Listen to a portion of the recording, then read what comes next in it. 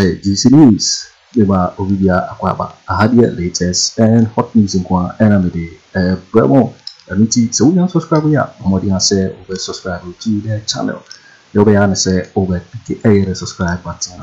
Now, what barely notification. We understand a new video be uploaded also once I ever can be. I feel we are now like video. Give us a thumbs up. Now, share my offer for us now when you be here and somewhere also air Ghana memo. I feel you're here and somewhere I bet all your pencil. Iti a sankumo air also. Minty.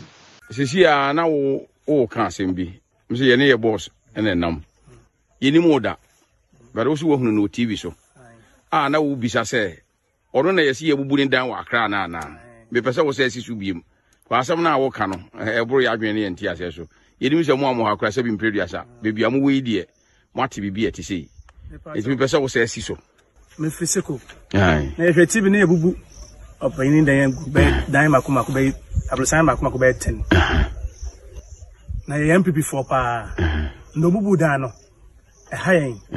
Sammy, me offer your NPP in that, your bundan and disable. And you may say, and no cray, and no cray, and I say, and no cray. I may NPP for the Usekunu, Mabun, your bomber boo. Wolf, you boof pa, Sepapano, you booted down in Tino.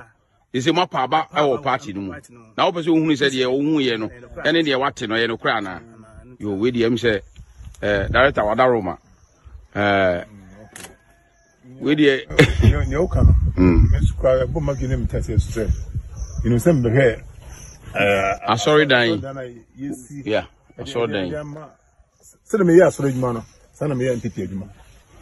And because me, one can say, I saw that. Scam me, call NPP mono. Somebody come here, Sunday, I'm meeting there. You're watching Juicy News on YouTube. Hot news all time. Come across a down or say, has any young one, a down and confirm Miss Yanka, non common trim. The Sudan has an idea. But I'm Kennedy Agyapong into Mensah until a small salmon. One deem Mammy Bear say 1 week, 2 weeks. 1 person with the bomb beyond the demonstration with the young person with piano. One come up to him. The dear one number 9 young poor man when in Yansa. The only and the Omudiagro. But and Kauka Krata, the Internet, you could say, and I go Bodine. Now on 5 young Kobo Bodan who said, me Pedera cry me who didn't know, Yakobo haunting me who deura. Nana Joe 1 o'clock, Namco would die. The young Yamism said a mere Yammy. Yakopon or Mamma Brain your quadra. Until I won't come up to me.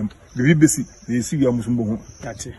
Now, I won't be Yamin. Opening now who said beside him, who said beside your penny assembly. See, the person we yard and free in Jose. Are the Omodia Yano? Munkosuni NPP, and I say Monsamochi. Only money that, but when you could do beside the same way, the person says he will be him, which is to be him. This is to say, the Omoya and NPP for 1.5 Mr. Tibunsu, Director. You need any NPP, and I sign it. There's a more pardon, Jeffrey Papano. Every Papa was it. From why I'm here and in the chair, one chair, kind of person. See in the channel, say and sign. NPP for Nenkaye. Nanado Danko Akufo Addo. Dr. Bawumia, Samira Bawumia, Obi Pierre Niwa, or one Kaye. So, one Kaye, Bra NPP for Epo Nanado Danko Akufo Addo, and Dr. Bawumia. Yet, Papa George Tibunsu, Ne Honorable Kennedy Agyapong, Na Omoka Musika Boom, the sponsor NPP, Nanado Danko Akufo Addo, Dr. Bawumia, Ama Eli. Omoye president. Nampanu Opoku be said, Senka, Obisu Kore and Kwa, Yimsun no and Kojo. Nanka Yabu so Amaya Sia and Kayamano Chrono. Na assembly a Yarehosem Papa. Na dear NPP for IE and not Nebema NPP, Ako opposition 2024. So Omupu. You can share a video, a man for say, dear, a NPP penny for be a dear, papa, Mr. Jojo Tibunsu, voting for money. Now, Makwa, we are for Ken for so long. A dear, I'm also more ya for him. And we are, we dear, your chop of woman out on Kwaimu. na me fa kwanya we so na ma declare ama honorable Kennedy Agyapong fans and supporters ya papa George Tibon's fans and supporters it is adre kwe bia no your demonstration your boycott and campaign against NPP is on course na ye arrangement say nyankopon ya adoma officially ye the date beba ye be nationwide demonstration and campaign against NPP December 7th elections. Na say ye papa George Tibon's wabo brana odwen anyafo humpu ena second lady Samira Bawumia ene ni Dr. Agyapong na ene omo sanso ba be ka kire ye say yes sanso meto aba mo bidi ye so dia na chese ya ye mistake na ye papa George Tibon's so na ye the only financier NPP bra NPP mpeni fokwa no po na nado ne Dr. Agyapong no oni papa Kennedy Agyapong ne kabu mu a o sponsor NPP ama ene Dr. Agyapong na yire Samira Bawumia won sen atu ama jere na ye papa George Tibon's na na kuya tumadi ana oye de ma NPP no don't go there. This ye papa George Tibon's is the only NPP man utimi convince me Frankadani ema mejitu me kan enne now we want na ye papa George Tibon's friend or them call the company but we are turn furniture and osha obuoni ni die ye papa George Tibon's de ma me about again ntiase so obi ono no go ni sika billions of dollars on fanya be na me of Frank no kwenya nkupon ni mi you papa na ensema woka bia so no enye no kure trudo ni diwachi na minim se Ghana da wakoma so o pese Ghana di yenti na wo yesa na in fact the way Esima amount for a lose interest in NPP no let's also be a break no no o how ne amane a wo ka no o be make sure say o de be tumpanfo ani ama empanimfo so tu one amount na onipete say o kama Ghana o kana mpanimfo tu one amount na Ghana fo boto wona ben so mani baje enti e hona me ka say daddy even the obetimi ne NPP for akasa na omode hye aguna akwa mu ama Ghana for ye ho atoye dia and any problem e ma majitu na NPP ni kwan no no bitima ba bigina magi na kuya acha no sisi ye no papa de obuo ni die emma NPP party because me call hono kura no the team common we are make resist this issue no say Frank asem no or the ato omompani dada kufu ani na NPP panim ba to send Fredo Warren o person o kan ho asem said ye be ya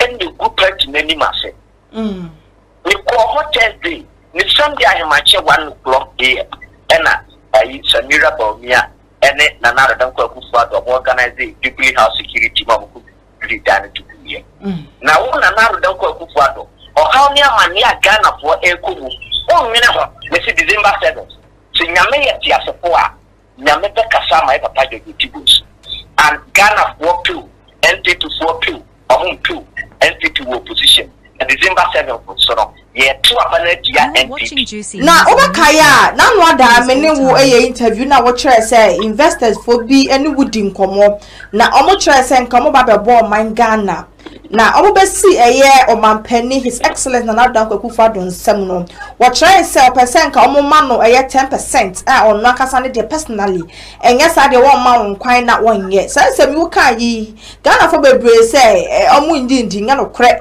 so omampani be ka say obi be bo man na just one man is the chance na wati ase Ghana for say musa say we will evidence to sa sem na aya na wo kanana nana kuya Mr. Frank esan say empanimfo ahemfo ahema atitre ni anintini ene tie yensoso ye de nokore ene ye adwuma eye Prempeh airport architectural design this project $8.1 billion bill $8.1 billion.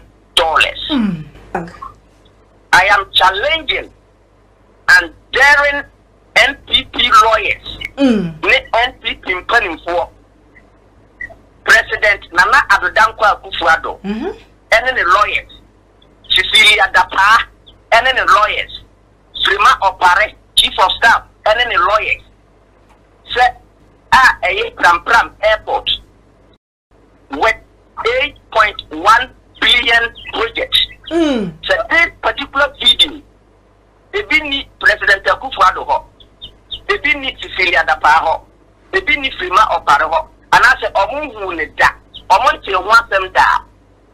they should go and sue me in court for defamation. Okay. Nana Kuya, Mamma Chemuna Ghana for NPP. Na we are Ghana Nina Wujimia. May catch them paying. President Nana Akufo Addo doesn't deserve to be called a president or His Excellency. This man said, to me, Ghana for here for Yademano no. Or the sell to me no. Yeah, and near my and pata. I'm a Ghana for here for Yebre. This project, one investor, the whole world investors opening power or your Ghana or your Boakye. I'm not who say Kotoka International Airport. It takes 2 to 3 million passengers a year. Now we are saying economy as I said Ghana so you yeah. Then as I said Ghana, you an international airport able to take 15 million passengers per year. Now this airport no. This answer Accra I congested in that they call Prempeh. Okay. Omwakwaji asasio. Mr. Omwaji asasi. Yes, Omwaji asasi. 10,000 acres. Omode architectural design. About that President Akufo Addo Dampare. You are watching Juicy News on YouTube. Hot news all time. This particular airport, a whole city, universities, hospitals, markets, everything, hotels, the beer will be. A city on its own. Releasing the congestion. Upper Accra no, at the alcohol. Now, President Akufo Addo tonight, no. We make us say, Abia and Shishaya, a walk on no. And now, I'm President Akufo Addo Anyantu. Say, this particular airport, Omusia, Omuankasabe control for 15 good years. Okay. Now, 15 good years, no. Kotoka International Airport, any international airport, Omobaya domestic. Na Ekabia Ghana buying Apple Kotoka International Airport, Omobe training Naman free of charge. Na Asensu Sono, Omogasan Swama Ghana buying $5 billion. Now $5 billion, no. Ghana buying $1 billion and share education. Offer $1 billion and share health. Offer $1 billion and share one district, one factory. Now offer $2 billion and some say in the debt. And from Ghana, yeka, yedin we are say amansaso. Omonem rofo every UK and rofo mako sa 10. Eba Ghana ha Jubilee House Akufo Addo ne Cecilia Dapamo eye bibia wie. Echre sika omode be sika no omode letter of credit na se proof of fund omode buy no na ku ejai. Akufo Addo fun ye no wakonachi. Siko ya bere. Obo wie ya President Akufo Addo ma investors na order say Cecilia Dapa and sign for the approval of the construction. Cecilia Dapa catch investors and say, see 5-star hotel. A year 120 beds capacity. And ya dear say, Ombemo Mokwai and Ne, Amo Mokwai Ochina, Amo Mababisi that airport to Namagana. Now, may what day every Ghanaian NPP lawyers, NPP full soldiers, Cecilia Dapa lawyers, and then another Akufo Addo lawyers say, as some American say almost Miss Frankadane, they should go and see you. Now, maybe that is a President Akufo Addo. If indeed he deserves to be called a president, he deserves to be called His Excellency. Then think company the Oyeno. He is a Ghana for anyone would hear me. What the NPP purchase to a Fuma? What the what to NPP purchase? What's him in Yankasa? And with this airport project, when an Ghana Mabunu over 100,000 and an inconvenient Jumaye. Yeah. And as I'm speaking, the Prempeh airport, no, as I said, I'm 10,000 acres, no, and that's what the Prempeh I'm no say. Hey, and that's what the Prempeh I'm no say. Mr. Frank, Prempeh Hemfa. Frankly speaking, exact place in India has not but what I know is in Prempeh, or Prempeh. But if say NPP policy say Meboa, what they say defamation of character, they should sue me. And Nanakuya, Stefan, and Uncle, the same investors, as also the affordable housing Eba Ghana. Now, what affordable housing no, and also so no, $8.2 billion. $8.2 billion. Now, phase 1, phase 2. Now, phase 1, no, Nanka Omubesi 100,000. And phase 2, also Sonombesi 100,000. That is phase 1, no, $4.1 billion.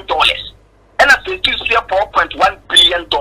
And no, attaching then child. I know your Western housing.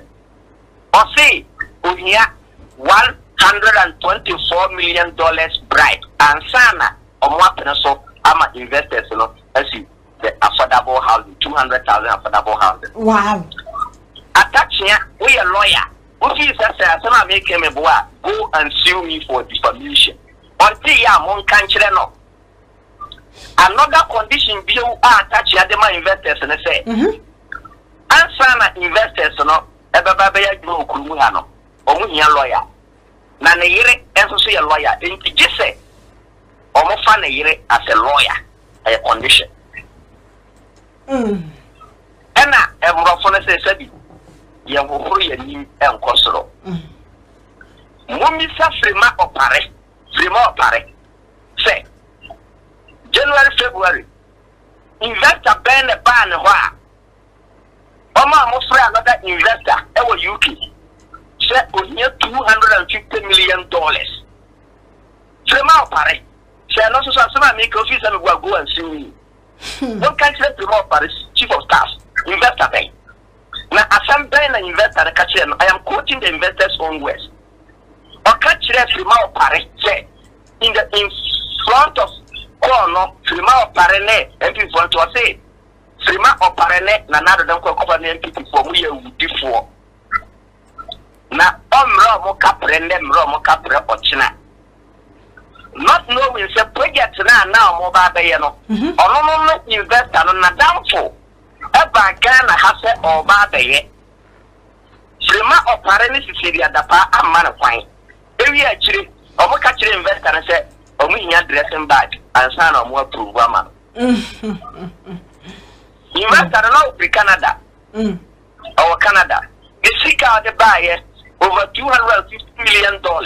Let's see Canada Bank of Ghana. They will actually not Ken Ofori Atta. Then come on another finance minister. On Nana Owusu Sikano. Hey. Yes, Ken Ofori Atta. And after I make say Ken Ofori Atta so meboa o man the lawyers enko sue. Now Mr. Fan, obi betu ne nsabu obi sika musa just like that. The atiane say sika no e wo Bank of Ghana, the Bank of Ghana te say the o sika kwa Akoto bank. Na unya konkodi nti bankers no o mo use for transaction. Okay. It is an idea. So, or the scanner by project our Ghana. If you are the Akufo watch, let's say, Ampersican, I am ready at the Bank of Ghana. If you didn't say, Nanado, and the bush and for the man of wine, no Kwaku Annan free Bank of Ghana. Now, or the Atlantic project, you know. If you are more back and forth for an Ken for that, also the yearly business, edging to go with the bottle. And now, one name. Na kuya enso wawo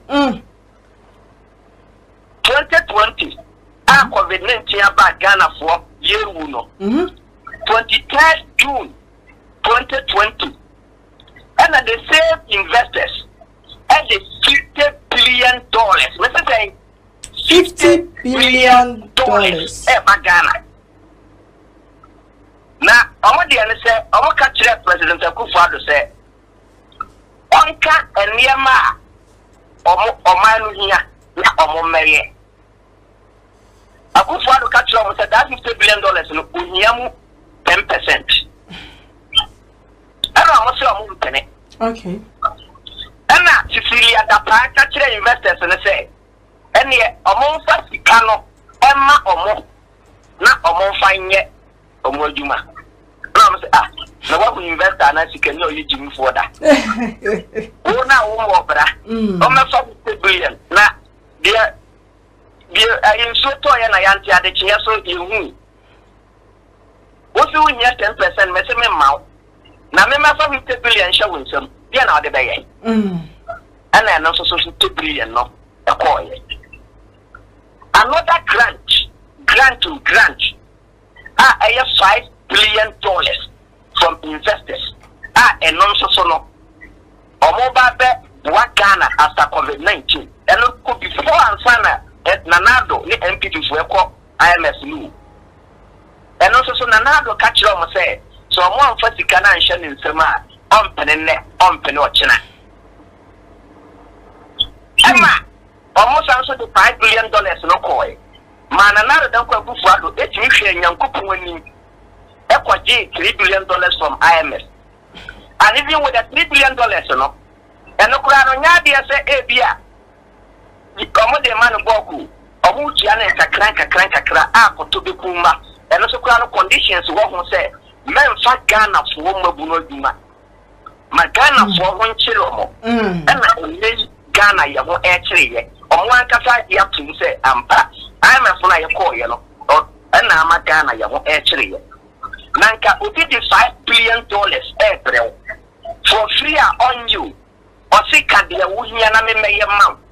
What's the one for Sikana me? Intino cop mempe. No what Tinyaka did the Siako to be Kuma. Edia, what's your name? How break Ghana for so? Says Sikana so Kwaku Chia. Bentin another than Kwaku Addo. Is he really a president? As the argument that I'm making, no. It is very clear. Yes. Is he really a president? And does he think about Ghanaians? Then he said, well, friend, His Excellency, maybe I mean remove because the information before you know, when you say, oh, your papa. You see, Nanakuya, there is another project. Ubekaya, Usananado began a noon. Yeah, the sky train air. Yes. From Accra to Kumasi, one.